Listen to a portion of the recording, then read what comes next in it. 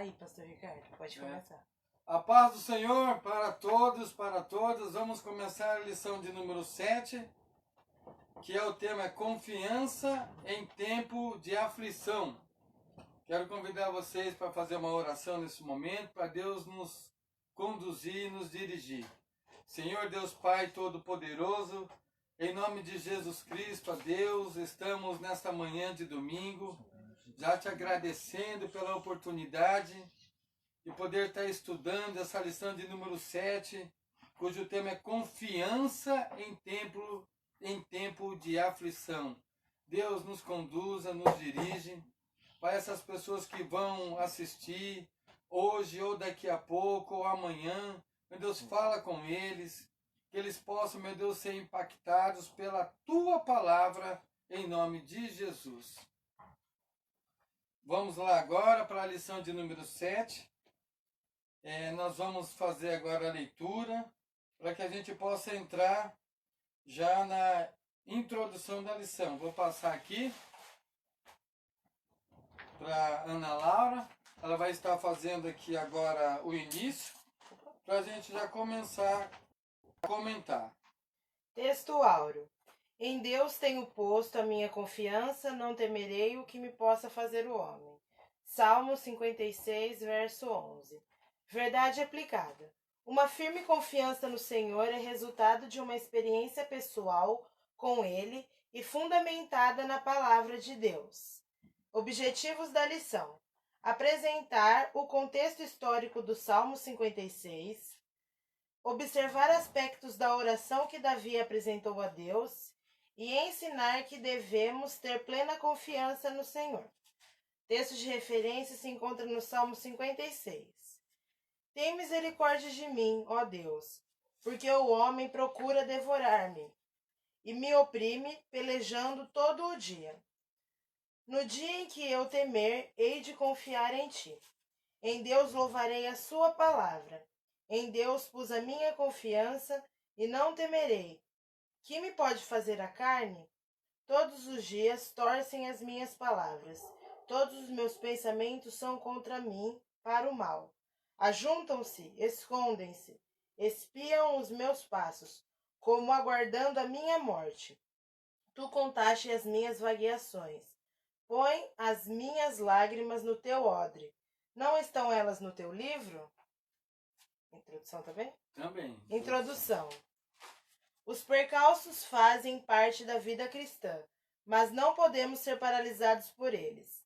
O enfrentamento passa por uma firme confiança em Deus, que nos chamou para sermos seu povo e é poderoso para nos guardar até o fim. Nós vamos então para essa introdução. Você já acompanhou a lição? Nessa lição eu vou me esforçar, eu vou lutar para quê? Para apresentar nessa lição a situação que Davi vivenciou, que ele viveu e que ele viu. Então o objetivo é apresentar nessa lição a situação que Davi viveu e como ele reagiu e o que representa para a gente hoje. Como que foi isso? Porque está no Salmo 56 que ele viveu isso daí. E quando ela leu a introdução, os percalços, às vezes tem umas palavras que a gente não entende. Então o que é percalços? Percalços é contratempos. Na verdade é deslizes no percurso que a gente está fazendo no caminho para chegar a Canaã. Acontece deslizes, acontecem contratempos, acontecem acidentes, e esses acidentes, esses contratempos, esses deslizes não pode nos impedir de chegar. Atrapalha, mas não é o que vai nos tirar do caminho. Eu passo por percalços, você também passa, só que ele não pode, na verdade, nos tirar, ele vai atrapalhar. É o que aconteceu com Davi aqui. Ou seja, eu fiz a questão de anotar aqui percalços, porque o cristianismo é a religião mais difícil de se praticar. Por quê? Porque devido à santidade que Deus requer da gente. e pelo fato de a gente falar que Jesus Cristo venceu a morte. Por isso que o cristianismo é a religião, que na verdade fala de religião, porque que é mais difícil de servir, de se praticar. Por quê? Que a gente enfrenta, porque a gente tem que ser santo, porque Jesus Cristo que requer, é Ele que pediu. E porque a gente prega que Ele venceu a morte, porque nenhuma outra religião que tem por aí vai falar que o Deus deles, o pivô deles, a força deles venceu a morte. Porque a nossa Jesus venceu a morte. Vamos lá então para o tópico 1, contexto histórico. No Salmo 56, Davi expressa a situação complicada em que se encontrava. O medo em relação à circunstância que estava vivendo, marcada por ataques vorazes de seus inimigos, o levou a um profundo diálogo com Deus. Ele expressa ao Senhor suas pensamentos. Embora fosse acostumado às batalhas, Davi estava fugindo de Saul, que planejava matá-lo. Nessa fuga, foi para Gate, cidade natal de Golias. Ele estava cercado, seja pelas ações de Saul, seja pelos prováveis ataques dos filisteus, a fim de vingar a morte de Golias. Olha só que importante essa parte aqui. Tem um detalhe aqui. A gente ouve, você ministra, você prega, a gente ouve mensagens falando de Davi, Davi valente, Davi homem segundo o coração de Deus, Davi um homem batalhador, mas não se fala de Davi medroso, que Davi teve medo.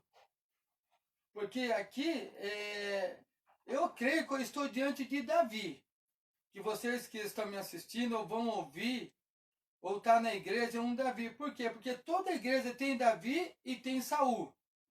Tem Ana e tem Penina. Então, só que para você que é Davi, cuidado com o Saul que está às vezes na mesma congregação que você está. Ou no mesmo departamento que você está.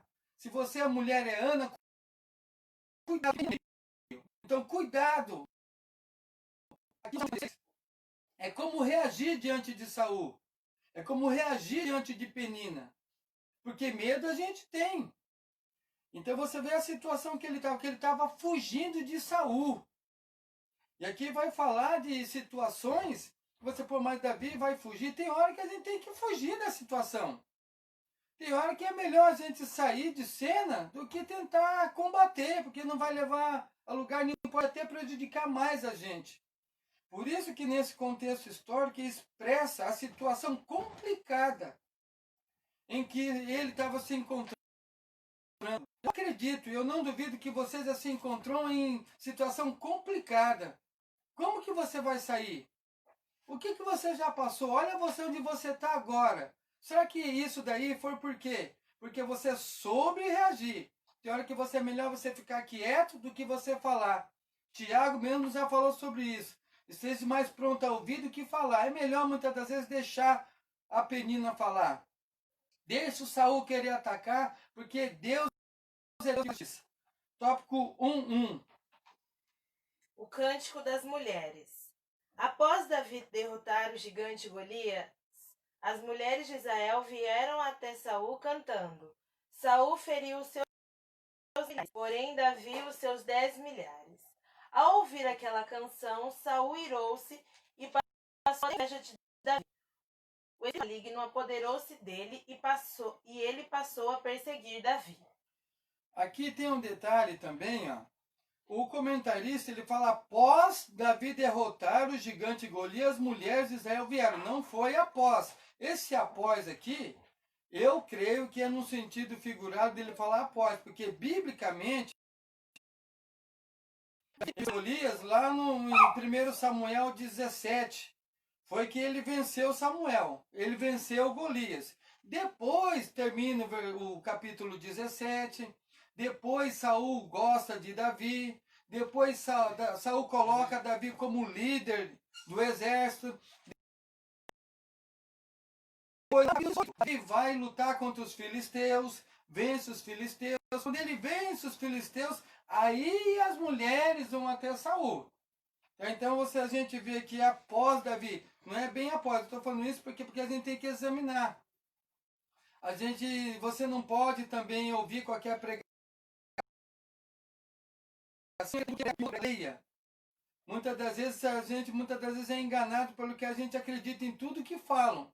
Não é que o comentarista está errado, mas esse após aqui é no sentido figurado que é depois. Aí fala assim, ó, vieram até Saul cantando. Presta atenção aqui. Por que até Saul provocava? Saul matou milhares, Davi matou 10 milhares. Olha só que provocação. Está cutucando. Depois daquilo, a inveja de Saul, ela se caiu à tona. Como diz o ditado, a casa caiu mesmo. Aí ele mostrou quem ele era. Isso é difícil. Porque a gente vê aqui, ó, o espírito maligno apoderou-se dele. E ele passou a perseguir. Eu fico olhando essa situação aqui, porque tem casos que é grupo, é dois tipos de pessoas. Ou seja, elas queriam como se queressem Davi, e não é todas, foram as mulheres de Israel que foram até Saul. Isso você já pensou, você está num lugar, você sabe como as pessoas gostam de você. Você cantou bem. Glorificou, mas aí você canta, mas que não acontece nada. Aí você prega, isso muitas das vezes complica, porque quando uma pessoa quer, uma pessoa já se manifesta. Então aqui é como se fosse um grupo que vai até Saul para tentar provocar, para ele tipo assim, ó, tenta tirar ele. E Saul é um tipo de pessoa que quando vê que você está se destacando, ele quer te tirar de cena.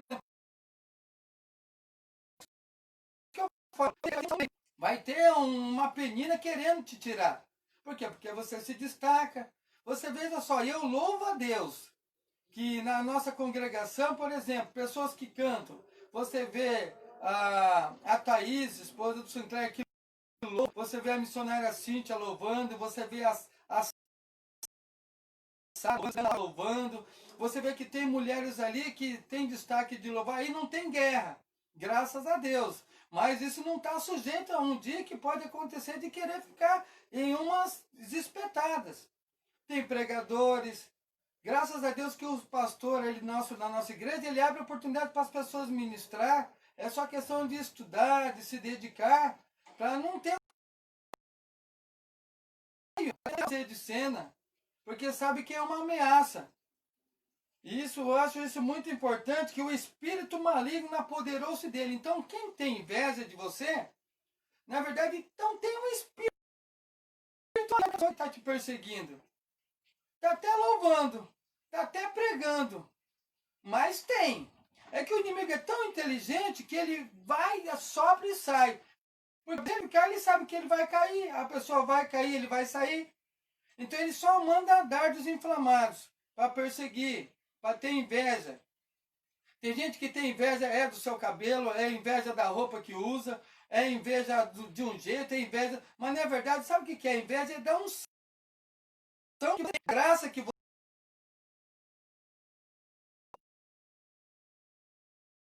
O momento de crise desse que a gente está vivendo. E o professor Michel, que está aqui hoje com a gente, aqui, que daqui a pouco a gente vai falar isso. Parece que, não sei, o sorriso, o penteado que a gente faz incomoda os outros. Verdade. Sabe, a roupa incomoda, mas não é. É a graça que Deus tem dado na sua vida e que incomoda essa penina aí. Esse Saul, que na verdade queria ser do jeito que você é, como não consegue, aí fica aí, tentando perseguir e atacar. 1, 2. As ações do inimigo estavam enfrentando diversos conflitos. Tomado por inveja, planejava sistematicamente a morte de Davi. Este, para escapar, foge e procura abrigo entre os inimigos do povo de Deus. As agressões dos seus inimigos eram sem trégua. Eles eram incansáveis. O Novo Testamento enfatiza as investidas das forças espirituais malignas que tentam destruir aqueles que estão em Cristo. Ou seja, a ênfase não é tanto quanto as pessoas, mas o espírito que influencia e usa as pessoas. Olha só, a ênfase não é tanto quanto as pessoas, mas o espírito que influencia as pessoas. É a igreja, irmão, obreiro que está ouvindo, que está assistindo. O problema não é tanto nem aquela abençoada lá, aquele abençoado. O problema é que, na verdade, é o espírito que está influenciando ele, ela. E se você falar, ela vai falar, não, aqui não tem obra do mal, não, eu estou falando a verdade. Mas aqui está falando que é o problema, não é nem tanto aquela pessoa, porque tem coisa que é carne pura. Que você vai orar, a pessoa nem cai. É porque o inimigo não é bobo, ele sopra e depois ele sai. Por isso que não cai. A pessoa está falando na carne pura. Tem uma orientação didática aqui, que eu vou pedir para a Ana Laura ler, segundo o comentário bíblico, Nova Versão Internacional, que fala sobre o rei e o jovem herói. Está em azul, em cima. A relação harmoniosa entre o rei e o jovem herói não estava destinada a durar. A inveja de Saul, que ficara escondida até aqui, veio à tona quando ouviu as mulheres cantando. Um ciúme cruel começou a ferver em sua alma. Ele ficou irado e descontente. Ali.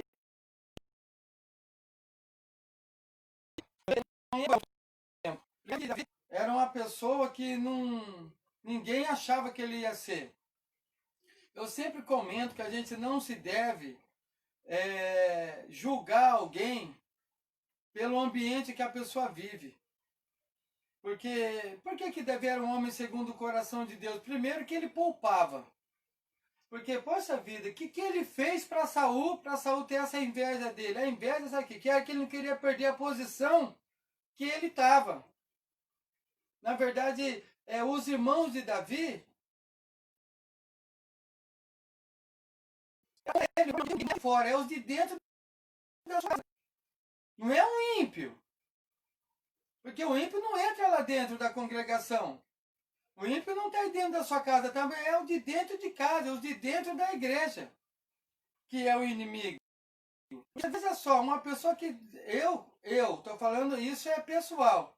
Que tem hora que eu tenho vontade de pegar uma pessoa para se pegar pelo pescoço e apertar até perder o ar e soltar. Para ver se a pessoa dá. Eu que eu me seguro. Estou falando isso mesmo. Não estou falando de você, porque tem uma ou duas que tem a hora que está por aqui já na gente. Ou tem uns que parece que se levantam, que quer cutucar a gente, que tem hora de as coisas, às vezes a gente acaba falando. Porque isso atrapalha. Agora, Davi, um homem guerreiro, Saul perseguindo, tá lá dentro da caverna, ele vai lá e ainda corta um pedaço da roupa dele. Não era hora de, pegar a espada e arrancar a cabeça dele? Agora, pensa em Pedro. Você acha que Pedro queria só arrancar a orelha de Malco? Perseguindo Jesus? É um pensamento meu. Para mim, o que ele queria era arrancar a cabeça daquele homem que estava perseguindo Jesus lá. Então eu fico pensando, é que, graças a Deus, eu espero que eu continue sempre assim, não convencido, mas convertido. E que você continue assim convertido e que você continue segurando as barras. Continue tolerando. Continue, tendo paz no seu coração para que você não perca a bênção. Porque as ações do inimigo, ele atrapalha. E não queria só ferir, não queria matar mesmo ele. Vamos lá para o tópico 1.3. Uma guerra inglória. A guerra arquitetada por Saul contra Davi era inglória. Uma verdadeira caça-pulga ao próprio Davi. Saul organizou todo o seu aparato, seu exército, com mais de 3.000 soldados para matar Davi, que estava acompanhado apenas de 600 soldados. Nessa atitude reprovável de Saul, podemos inferir as nossas.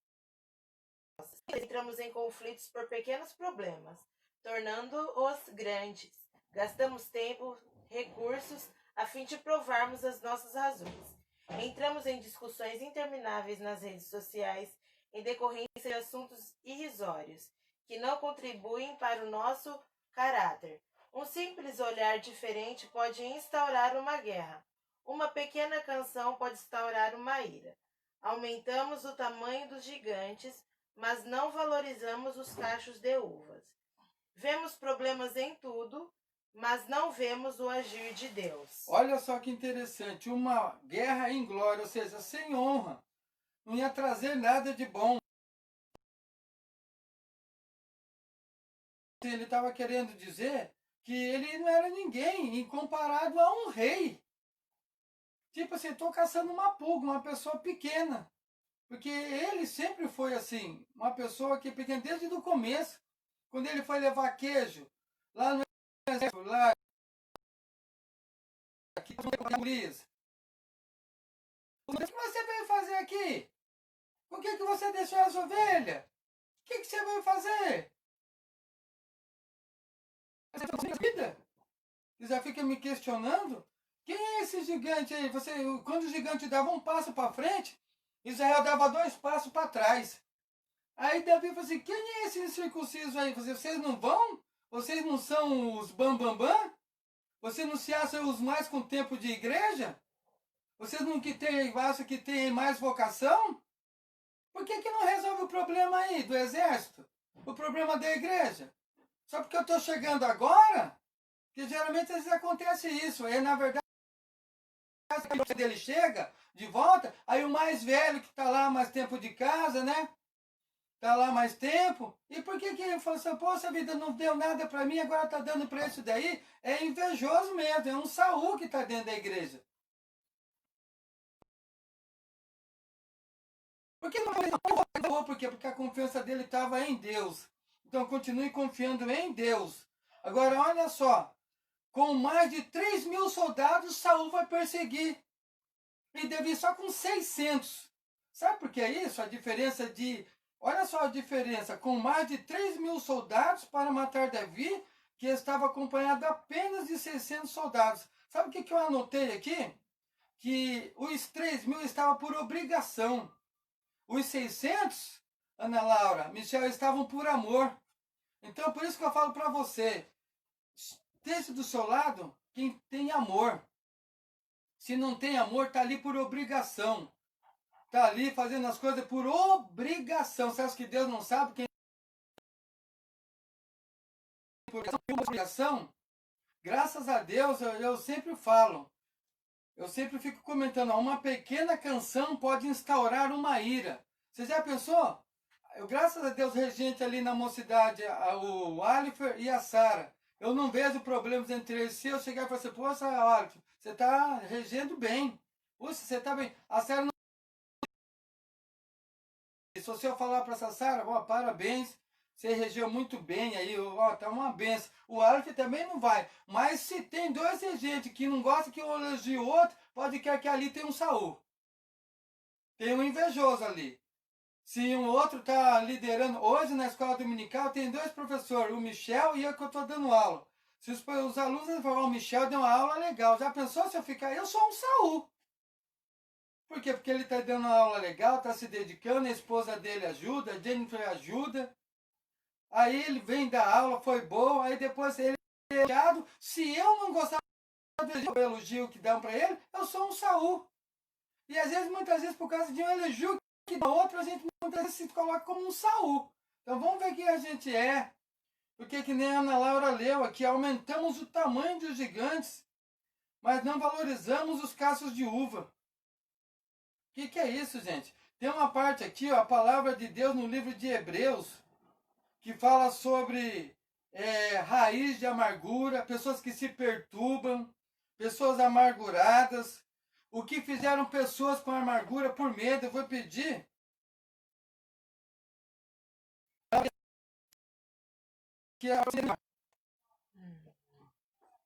A palavra de Deus no livro de Hebreus 12, capítulo 12, versículo 15, declara: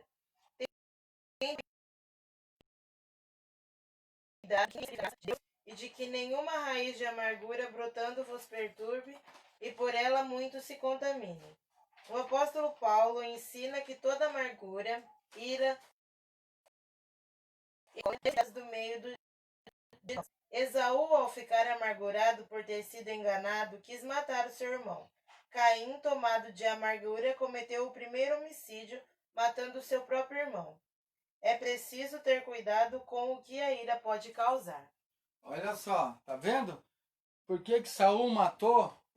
Saul, na verdade, entre Caim e Abel, por que o outro matou? Porque ela leu aqui. Então tem uma parte aqui nesse tópico 1.3 que fala que podemos inferir, ou seja, podemos deduzir, concluir algo. E tem uma parte que fala que em decorrência de assuntos insignificantes que não contribuem para o nosso caráter. Então vamos tomar muito cuidado, porque a ira é complicado. Por isso que tem um versículo que fala assim, não se põe o sol sobre a vossa ira, ou seja, não deixa o sol se pôr, chegar à noite e está irado. Tópico 2. A oração de Davi. É interessante observar os aspectos da oração que Davi apresentou diante da enfrentando. Ao olharmos a oração de Davi, poderemos extrair diversas lições a serem seguidas. Próximo. Pedido de misericórdia. Davi pede a Deus que tenha misericórdia com ele diariamente, o poder dos seus inimigos. O gigante agora era forte, voraz e persistente. A luta contra Golias e as feras enfrentadas no campo eram ínfimas em relação à perseguição arquitetada por Saul e seu exército e aos riscos encontrados quando se refugiou em Gate e esteve na presença do rei Aquis. Em Cristo Jesus,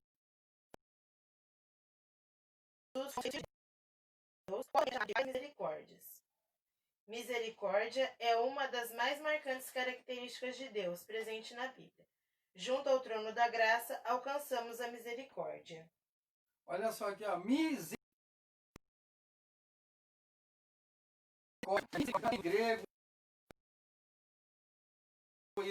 Não significa misericórdia, é perdão imerecível.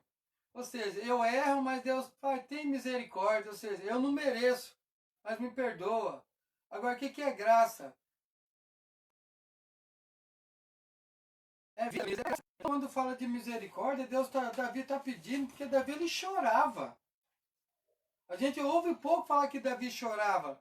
Tem salmos que falam que Davi chorava, que a sua cama nadava em lágrimas. É uma palavra, sentido figurado, que é uma hipérbole, ou seja, é um exagero. Ele chorava tanto que ele chega a falar que a sua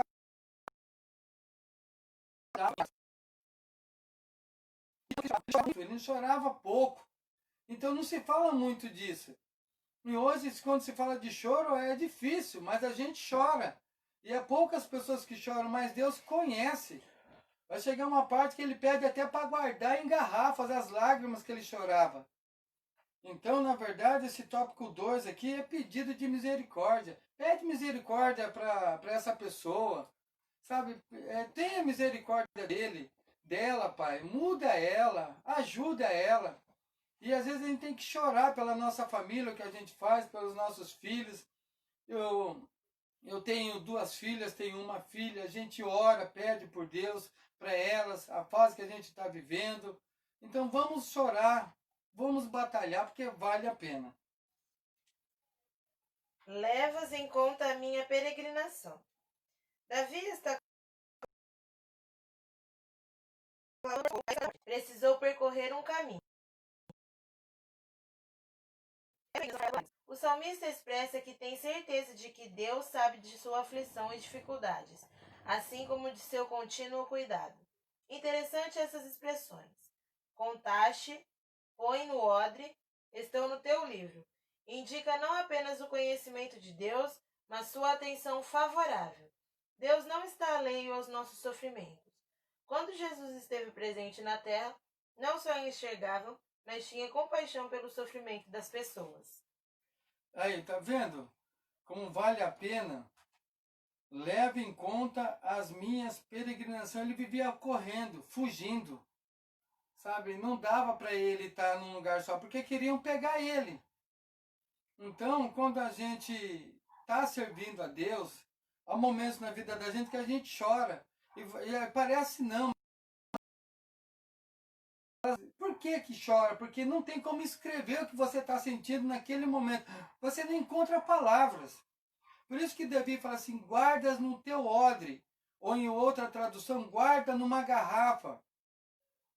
E está aí escrita nos teus livros. Só Deus sabe o que aquelas frases, aquelas lágrimas falam. São frases, são textos que está escrito. Porque Ele sabe. Por isso que às vezes tem um choro. Porque você não consegue, em palavras, se esvaziar, ter que ser em lágrimas.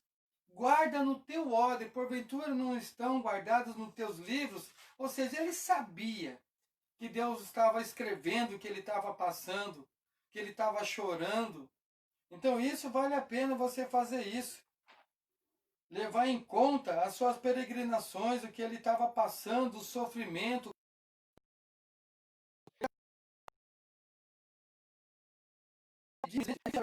Você pessoal que servir a Deus, muitos podem fazer é fácil, mas servir a Deus e carregar a cruz e se esvaziar de si mesmo, no meu ponto de vista, não é fácil. Porque tem hora que a gente quer colocar a mão da gente para tentar resolver as coisas. Num departamento, na vida de alguém, a gente quer entrar no meio, a gente quer resolver, mas não pode. A situação que a gente está, graças a Deus que Deus está com a gente está aqui dando aula de escola dominical, a gente está tendo apoio do nosso anjo da igreja, que está ali batalhando, afinco, com a sua família, por nós, por você. Né? E muitas das vezes ele não vai receber nada. Graças que ele sabe disso, a família sabe disso, que Deus é que recompensa. E a vingança é dele. Então, acredite, o que você está fazendo, o que você vai fazer, o que você fez, embora você não recebeu, há um Deus no céu que há de pagar você. Próximo tópico. Faça a tua justiça. Davi indaga ao Senhor se os seus inimigos escapariam. Davi estava enfrentando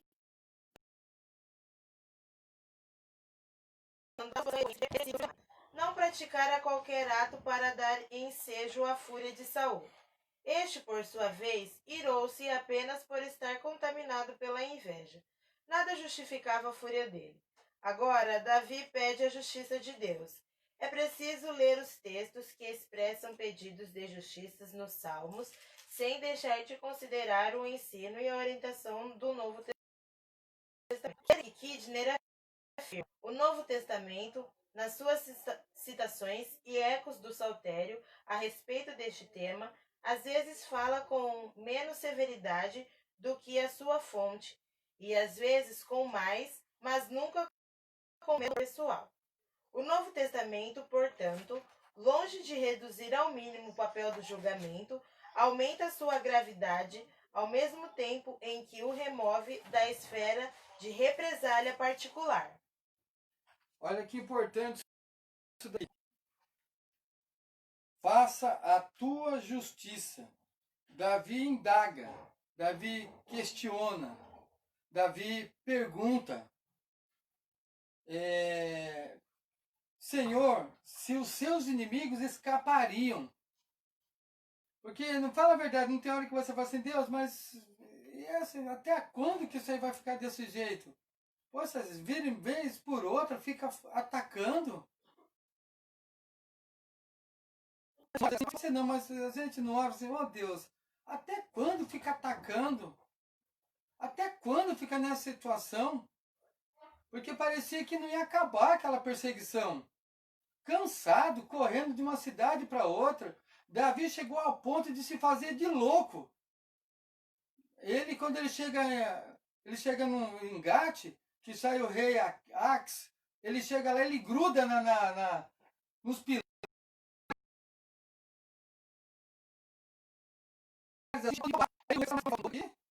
Porque senão iam matar ele. Ele chega ao ponto de se fazer de louco. Tem hora que a gente tem que fazer de bobo, né?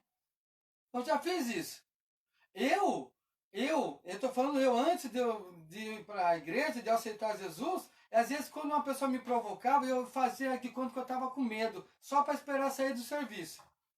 Só para esperar sair. Então, sabe, você faz até ficava assim, ó. Só para esperar na saída. Escola, era assim. Às vezes na igreja, a gente tem que fazer de boa, fingir que tipo não está acontecendo nada. Aí chega na igreja, você só fala assim, Deus, o Senhor viu que eu não paguei o mal com o mal, não falei na medida que ela falou que ele falou, mas Pai, estou orando aqui, colocando na tua mão. A tua palavra diz que ai daquele que tocar na menina dos teus olhos. Tem muita gente aí que pede oração para o pastor, pede oração para a pastora, pede oração para o irmão, pede oração para aquilo e não sara. Aí o pastor não tem unção, a pastora não tem unção, o irmão não tem unção. Mas sabe o que é na verdade disso? Porque está tocando onde não é para tocar.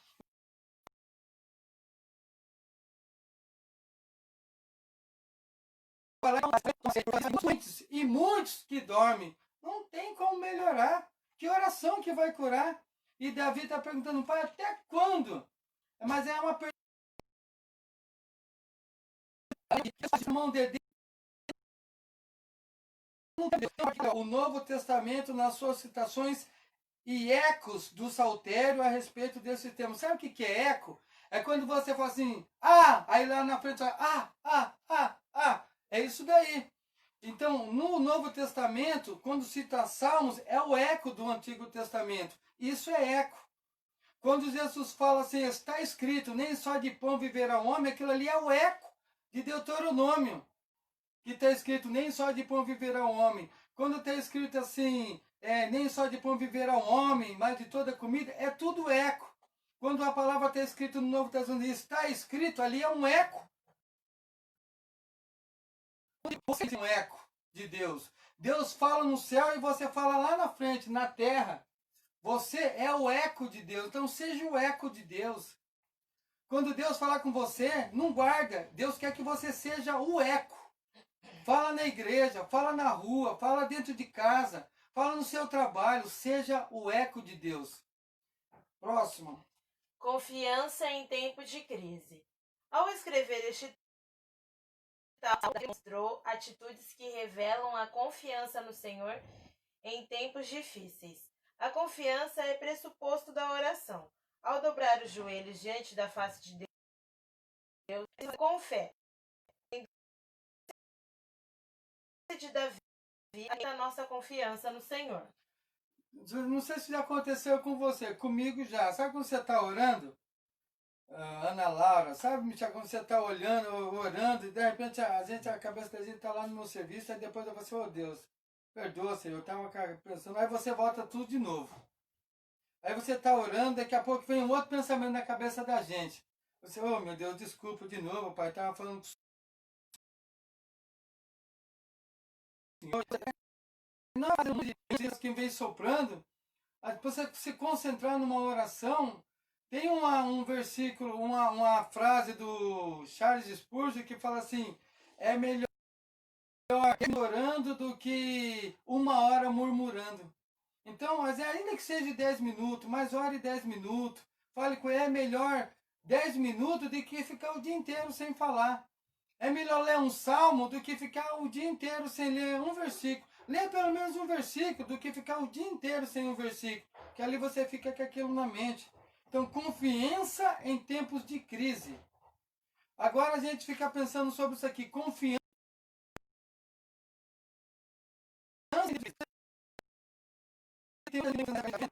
Você já parou para perceber essa... Sabe o que é epidemia com pandemia? Epi é num território, é num país. Agora, pan é mundial. A situação você acha que... E o sal está aqui, a igreja está aqui, você está aqui. Agora, pensa quando o sal sair. Já parou para pensar nisso? Que a igreja aqui não é o fim, não é tribulação. Tá assim? Calcula comigo agora quando a igreja, rápido, sair, o sal sair. Pensa como que não vai ser. Agora ainda tem SAMU,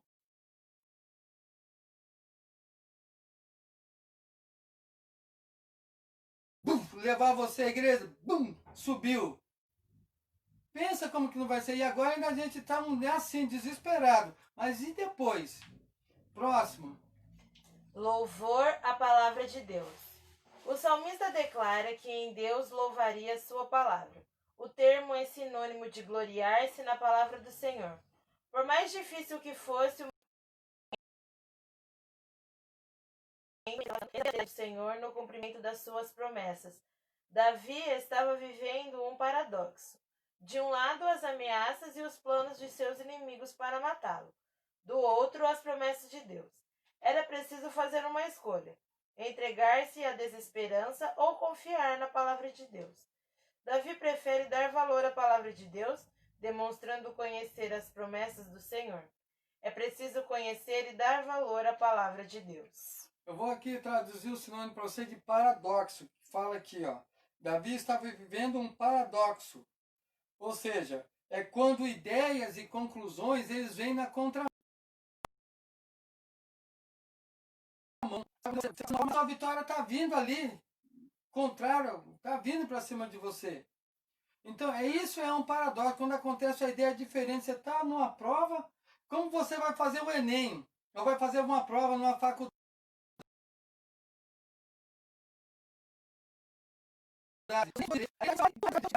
Uma direção, você vai e passa. Isso é um paradoxo. Você está numa prova, se nossa, agora eu vou repetir agora. Nossa, está difícil, do nada. Ou senão você, eu vou chutar. Quantas pessoas já não passaram porque chutaram? E deu certo. Então isso é um paradoxo. Aí ele fala assim, ó. Numa outra porta, ele fala assim, ó, Davi prefere dar valor à palavra de Deus. Valorizar a palavra de Deus. Sabe o que está escrito no Salmo 119, 103? Ele fala assim, ó, quão doces são as tuas palavras ao meu paladar, mais doce do que a minha boca. Olha só, a palavra de Deus. Então, eu creio que você tem Bíblia na sua casa. Você leu ontem, hoje é domingo, você vai ler hoje alguma coisa? Você está conseguindo meditar nela? Você já leu a Bíblia inteira? Não é difícil. Por exemplo, quantas vezes você pode ler Provérbios por ano? Você pode ler 12 vezes por ano Provérbios de uma maneira simples. Porque Provérbios tem 31 capítulos. Por exemplo, 17. Lê Provérbios 17. Pronto. Amanhã, lê Provérbios 18, que amanhã é dia 18. Quando acabar o mês, um capítulo só você lê o provérbio inteiro. E no outro mês você começa de novo, separa um capítulo e você consegue ler inteiro. Diante da confiança. O salmista declara: no dia em que eu temer, hei de confiar em ti. Há um paradoxo: temor versus confiança. Há uma relação dinâmica entre o medo e a confiança. Sinto medo e por isso preciso reagir. Porém, de que forma? A reação poderia ser a de Elias: esconder-se em uma caverna. Poderia retroceder como fizeram os israelitas quando ouviram acerca dos gigantes que habitavam em Canaã. Porém, o salmista, ao deparar-se com essa situação, sobrepôs por meio da confiança em Deus. O medo faz parte do ser humano. Temos medo do futuro, da violência, de enfrentarmos novos projetos, de assumir o nosso chamado. O medo pode impedir o nosso crescimento e por isso precisamos superá-lo. Em vários momentos, Jesus disse para que não tivéssemos medo. Olha só, e não é fácil, né? A gente tem medo. Eu tenho medo. Só que o medo, se ele dominar a gente acaba perdendo. Aqui a Ana Laura, quando ela leu aqui, ela falou de Elias com medo, correndo.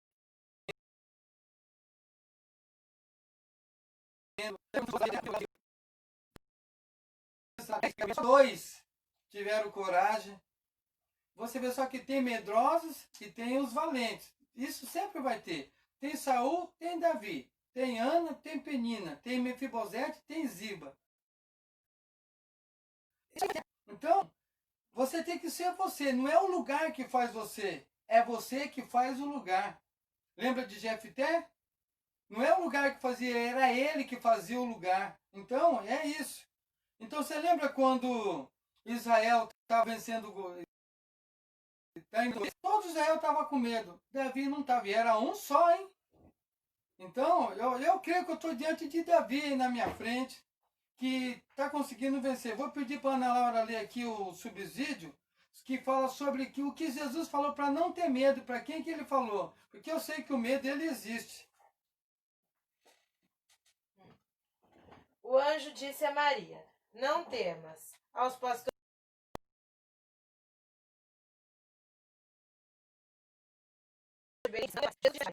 não temas. Aos discípulos que estavam enfrentando a tempestade marítima: Não temais. Aos 3 discípulos que estavam com ele no Monte da Transfiguração, disse: Não tenhais medo. No Antigo Testamento, Moisés disse ao povo para que não tivesse medo quando nas pelejas. Aqui está. Então, eu sei que você pode estar passando um momento difícil, e o medo ele tem.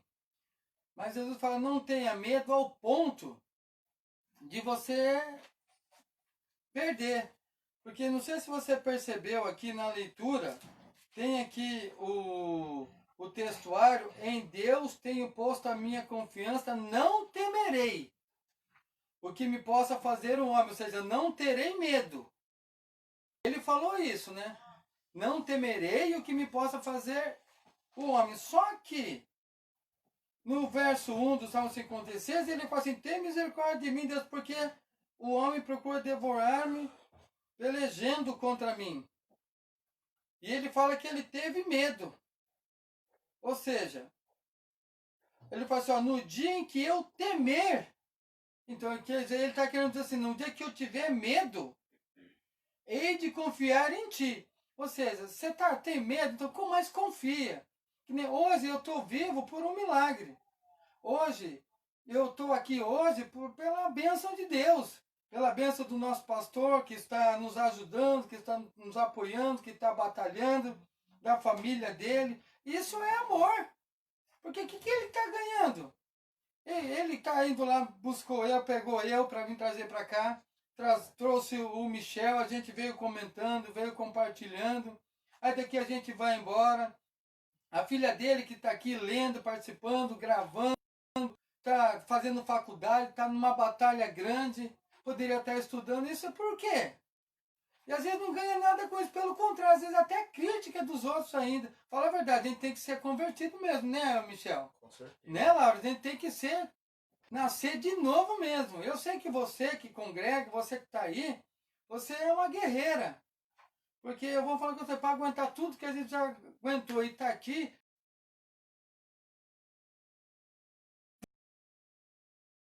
lemos qual tópico?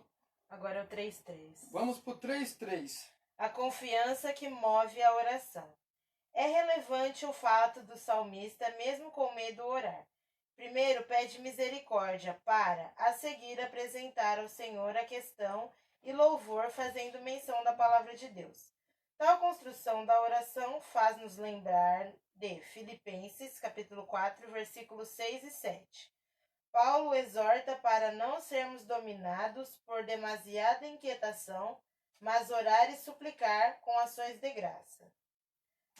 Notar que o salmista também menciona ações de graças.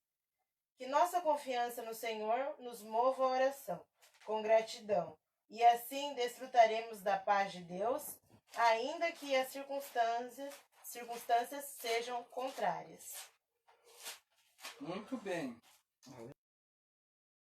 No final da lição, quero ler o que ela citou no texto, aqui falando, tal construção da oração faz-nos lembrar de Filipenses 4, 6 e 7, que está escrito assim, não estejais inquietos por causa alguma, antes as vossas petições sejam em tudo conhecidas diante de Deus, pela oração e súplicas em ação de graças. E a paz de Deus, que excede todo o entendimento, os vossos corações e os vossos sentimentos em Cristo Jesus. Então, busque, ore, fale com Deus, apresente a causa, a gente está vivendo tempos difíceis, eu estava meditando, é um pensamento meu, não sei qual é o seu, mas desde quando eu me conheço por gente, eu nunca passei por um momento que nós estamos passando agora. Eu, na verdade, as igrejas que eu pastoreei, que eu agora, que os pastores que estão liderando estão vivendo. Eu não me lembro de um presidente da República passar o que o presidente hoje nosso está passando. Sabe, o que está vivendo. Então, é só sinais. Enfim, né, nós estamos aqui unidos para batalharmos e orarmos. Então, eu, em virtude do horário do meu trabalho, não estou conseguindo, mas eu oro a Deus nas minhas orações pelas pessoas, orando pela igreja, pelo seu pastor, pela sua diretoria, pelos pastores, pelo presidente da República, pelas autoridades, porque eu tenho a confiança que move a oração. Ore, vamos continuar orando, porque Deus tem saída. Então vamos agora, porque o que escreveu aqui Charles Spurgeon, um que está no Heróis da Fé. Eu vou ler aqui, ó. De acordo com Charles Spurgeon, a dinâmica da oração nem sempre é visível, embora seja muito eficiente. Deus nos leva a orar, chorar e Ele ouve, Ele age. O inimigo retrocede. Que artilharia irresistível é essa que vence a batalha, assim que houve o estampido? Que Deus, em um instante, livra-os dos adversários. Ou seja, a sua oração é um estampido que sai a ferramenta, que sai a arma. Você é um míssil. Você é uma flecha de Deus, que Deus mirou no alvo. Então, que você tenha sucesso nas suas orações. Que Deus te abençoe. Eu vou pedir para a Ana Laura ler a conclusão para a gente encerrar essa lição 7.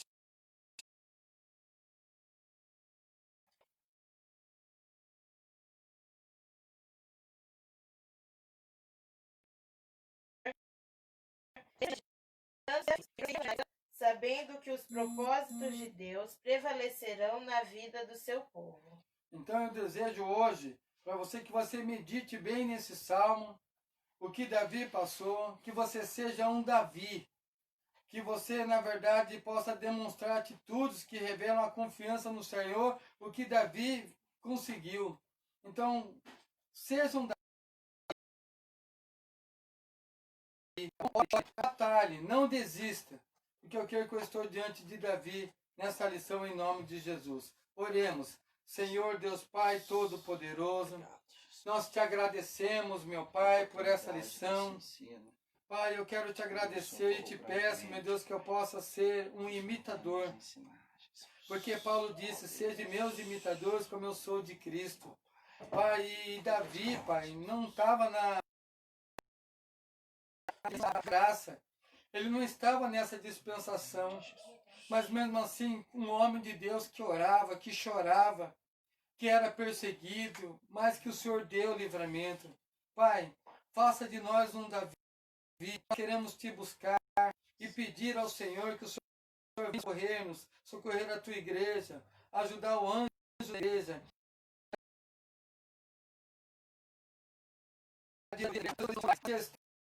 Então, que eu creio que o Senhor está nessa casa, está nessa pessoa, está nessa mulher, nesse homem, nessa criança.